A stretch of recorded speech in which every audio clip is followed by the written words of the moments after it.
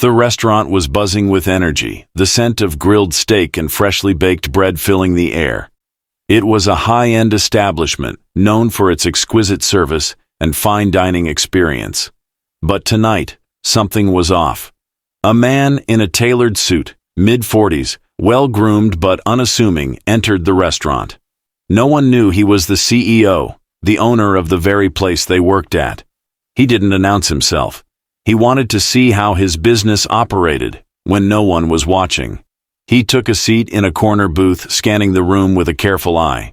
The waitstaff moved efficiently, but their faces lacked the warmth he expected. Something wasn't right. As he flipped through the menu, his attention was drawn to the kitchen entrance. A muscular man, arms crossed, stood beside a young waitress. His voice was low, but the tone was sharp, aggressive. The waitress, barely in her 20s, clutched her notepad tightly, her face pale, her hands trembling. The CEO leaned in slightly, pretending to be absorbed in the menu, but his ears were fixed on their conversation. "You think you can ignore me?" the man hissed. "I saw you laughing with that customer. You think you're better than me." The waitress glanced around, avoiding eye contact. "I was just doing my job." The man smirked. "Your job? Your job is to listen when I talk to you. Don't forget who runs things around here." The CEO's grip on his fork tightened. This wasn't a customer. This was one of his employees. And from the way the waitress shrank under his gaze, this wasn't the first time. The waitress mumbled an apology and tried to step away, but the man grabbed her wrist. Lightly, but enough to make his point. That's when the CEO stood up. His heart pounded as he walked toward them, keeping his expression neutral. He had come here for an inspection. Instead, he had walked into something much darker. He had a choice: intervene quietly or expose the problem for everyone to see. He chose neither. He chose something worse. The CEO stopped just a few feet away, pretending to adjust his cufflinks. The muscular man, now clearly a senior staff member, hadn't noticed him yet. The waitress stole a glance at the CEO, her eyes silently pleading for an escape. The CEO's voice was calm but firm. "Everything all right here?" The man turned, clearly irritated at the interruption. But when he saw the CEO's expensive suit and composed stance, he hesitated. His instinct told him this wasn't an ordinary customer.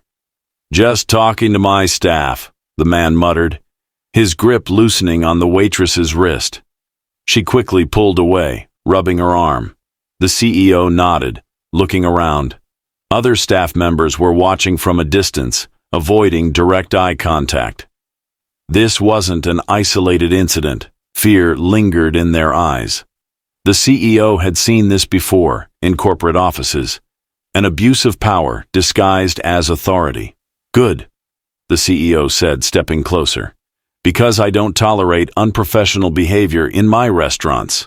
The man's face darkened. "Who do you think you are?" The CEO smirked slightly. "I own this place." Silence fell. The waitress gasped, and the staff exchanged glances. The muscular man's confidence wavered for the first time. "Sit," the CEO ordered, pointing to an empty chair near the bar. The man hesitated, but obeyed. The CEO turned to the waitress. "Are you okay?" She nodded, still shaken. Then the CEO looked at the surrounding employees. "How often does this happen?" No one answered, but their silence spoke volumes. The CEO inhaled deeply, controlling his anger. He had built this business from the ground up, trusting managers to uphold the same values he believed in. But now he saw the truth. He had left wolves in charge of the sheep. He leaned forward, lowering his voice, so only the muscular man could hear. "You're done here." The man's fists clenched, but he knew there was no point in arguing. His reign of intimidation was over. The CEO straightened, looking at the rest of the staff. "Anyone who thinks they can mistreat employees under my roof is free to leave with him." No one moved. The CEO turned to the waitress. "Do you want to press charges?" Her eyes widened. I just want to do my job in peace." The CEO nodded. "You'll get that, I promise." As security arrived to escort the man out, The CEO sat back down at his table. His meal arrived, but he barely touched it. His mind was elsewhere, on the damage that had already been done. This wasn't just about one employee, this was about the culture of his business. And from this moment on, everything was going to change. The CEO didn't go home that night. Instead, he called an emergency meeting with the entire staff after closing. They gathered in the main dining area, some hesitant, others relieved. The tension was thick, as if they weren't sure whether they were about to be punished or saved. He stood at the center, his voice steady. "I failed you." The room went silent. No one had expected those words. "I built this restaurant with a vision, a place where customers feel special and employees feel valued. But tonight, I saw something unacceptable, a culture of fear, and that's on me." A few waiters exchanged nervous glances. One of the kitchen staff, an older man who had been there for years, finally spoke.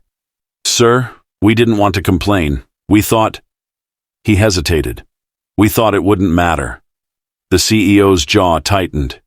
"It matters. Every single person here matters, and starting now, things will be different." He turned to the manager, a man who had looked the other way for too long. Why was that man still employed here? The manager hesitated. He handled tough situations, customers liked him, and his voice trailed off. He knew there was no good excuse. The CEO shook his head. "That's not leadership, that's intimidation. If anyone here is too afraid to speak up about abuse, then we have already lost." He took a deep breath, letting his words sink in. Then he made his decision. "From this moment, we're implementing a new system. An anonymous reporting line for harassment and misconduct. Regular staff meetings where concerns will be heard without fear, and most importantly," he looked around the room, "anyone who abuses their power, no matter their position, will be removed immediately. No second chances." A murmur spread through the crowd. Relief, disbelief, even cautious hope. Then the waitress who had been harassed earlier stepped forward. "Do you really mean that?" Her voice was quiet, but strong. The CEO met her gaze. "Yes." For the first time she smiled. It wasn't much, but it was enough.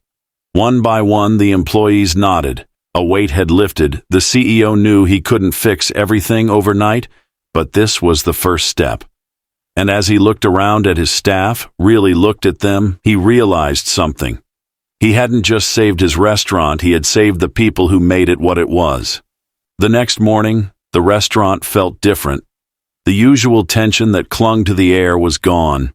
Employees moved with a new energy, not out of fear but out of relief. The CEO arrived early, dressed casually this time. He didn't want to be seen as just the boss, he wanted to be part of the team. As he walked in, he noticed something surprising. The waitress from last night was setting a table, but this time she looked free. Her shoulders weren't stiff, her movements weren't rushed. She caught his eye and nodded, a silent thank you. The manager approached, looking nervous. "Sir, The CEO held up a hand. "You have one chance to prove you can do this job the right way." The manager swallowed hard and nodded. "I understand. I won't let it happen again." The CEO walked to the center of the restaurant, where the staff had naturally gathered. He could see the change already. People standing taller, talking more freely. "You're not just employees," he said, his voice calm but firm.